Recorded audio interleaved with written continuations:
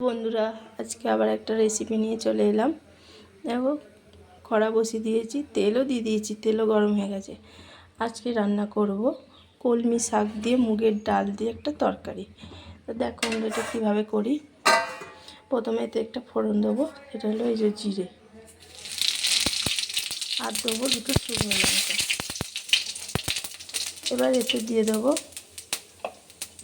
মুগের ডাল, এই যে। এটা একটু নেড়ে চেড়ে নেবো যাতে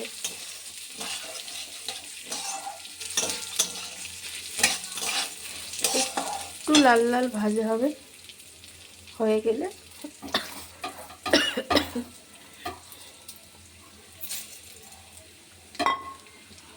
বেশি ভাজবো না, জাস্ট অল্প একটু নাড়াচাড়া করে নিয়ে এবার এতে দেবো আলু। এই যে ছোটো ছোটো করে আলু কেটে রেখেছি।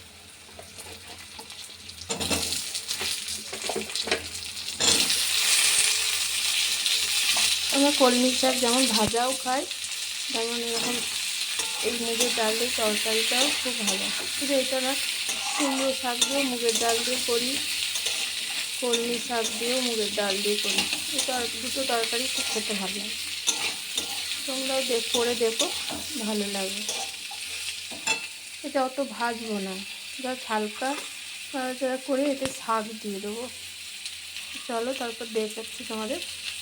চলো বন্ধুরা, আমি এবার একটু শাকটা, কলমি শাকটা দিয়ে দিয়েছি, আর একটু নুন হলুদ সব দিয়ে দিয়েছি। এবার দেবো কাঁচা লঙ্কা। এবার এটা ঢাকা দিয়ে দেবো, তারপর দেখাবো তোমাদের হয়ে গেলে। এবার এটা খুলে দিই। এই দেখো,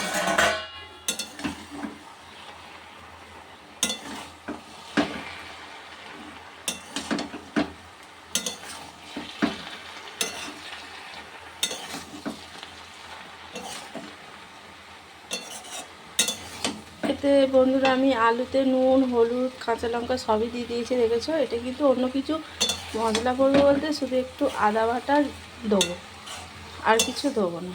আর নামাবার আগে একটু চিনি অ্যাড করবো। সবার এরকমভাবে এটা সেদ্ধ হবে।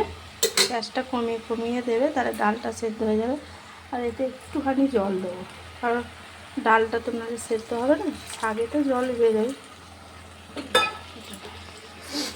দিয়ে গ্যাস কমিয়ে শাকের তরকারিটা করো। চলো তারপর তোমাদের দেখাচ্ছি কীরকম হলো। শাকের তরকারি হয়ে গেছে, এইরকমটি হবে।